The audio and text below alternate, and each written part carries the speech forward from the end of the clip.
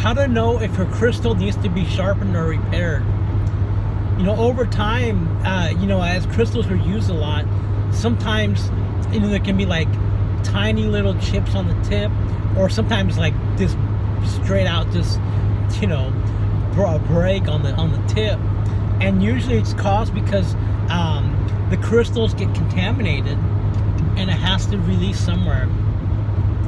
But if your crystal has like a little chip on the tip, sometimes the energy can leak out of the tip.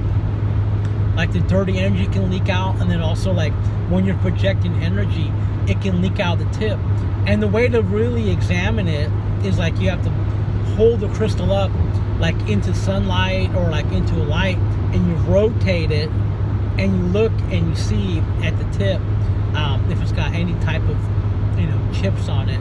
And if it does, then, you know, you have to get it repaired. That's why it's good to have more than one healing crystal. It helps keep them from you know, getting damaged, because like they can have time to recharge. A lot of times when I'm doing healings, I'll have like two or three crystals laid out, and I'll do healing with one.